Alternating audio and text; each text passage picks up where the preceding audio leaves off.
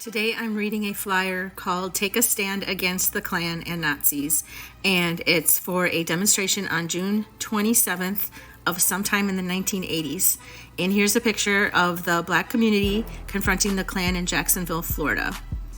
And this newsletter came out of Chicago. It was sponsored by John Brown Anti-Klan Committee and endorsed by the May 19th Communist Organization Prairie Fire Organizing Committee, new movement in solidarity with Puerto Rican and Mexican revolutions. So it says, death to the KKK and Nazis, fight white supremacy, victory to the Black liberation struggle, and all national liberation struggles, victory to the PLO. On Sunday, June 27th, we are going to Grant Park to take a stand against the mobilization of the Nazis, Klan, and moral majority.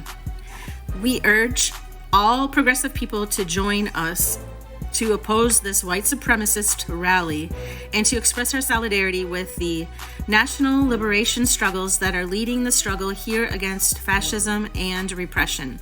At a time when the U.S. and its allies, Israel and South Africa, are waging wars to maintain control of strategic lands and resources like the Middle East, it is trying to build a base for fascism within its own borders.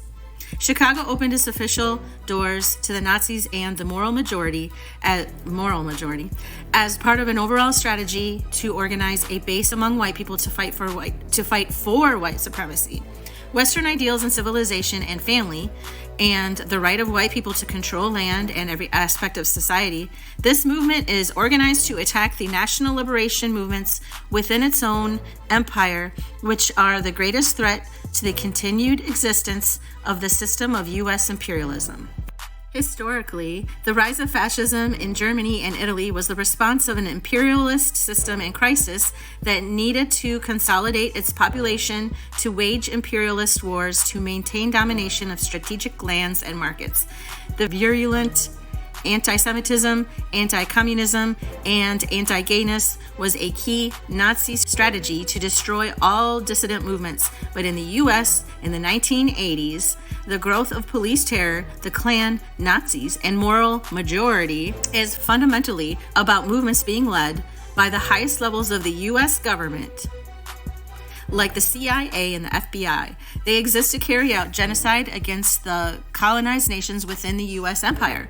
The imperialist rulers understand that in order to increase repression and violence against Black, Puerto Rican, Chicano-Mexican, and Native American people, violate their human rights and very ability to survive, they have to try to destroy the national liberation movements of these nations, particularly their armed clandestine organizations. The rise of grand jury repression and attacks on captured freedom fighters are key parts of the government's search and destroy campaign against the liberation movements. As the state escalates its offensive against third world communities, it's encouraging supremacist ideology and violence of movements like the Nazis and the KKK. Now in Chicago, these white supremacist forces are spray painting white power slogans and organizing throughout communities that are undergoing gentrification. Their purpose is to build support among white people for the forced removal and destabilization of Black and Spanish-speaking communities to regain control of the cities, the seats of imperialist power. Fighting fascism must be based on fighting white supremacy. This was clear in 1977 when the Nazis said they would march in Skokie. The Jewish community mobilized to fight anti-Semitism but refused to fight the Nazis. If it meant fighting white supremacy, when the Nazis moved their rally to Marquette Park in Chicago, raised the slogan of white power, and nearly killed a Black man who was walking through the park, progressive white forces virtually refused to oppose them. This white supremacist practice among progressive and so-called left forces is being repeated today. The Stonewall contingent is opposing the Nazis solely based on their anti-Semitism and anti-gayness.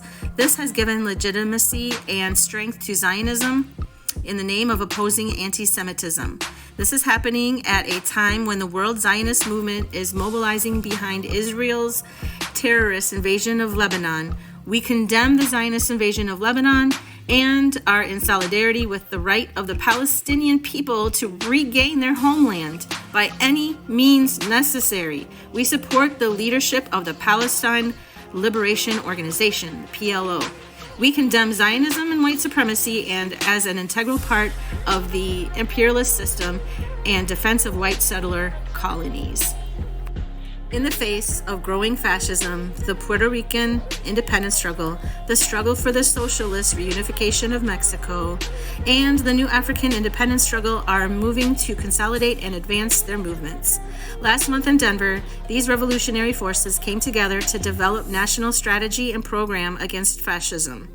These movements are leaking the overall fight against U.S. imperialism.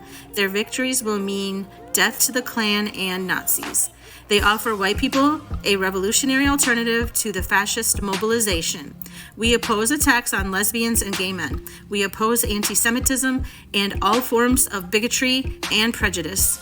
But unless we fight white supremacy and build revolutionary solidarity with the national liberation struggles, we can never be part of the strategy to win and defeat the enemy, U.S. imperialism.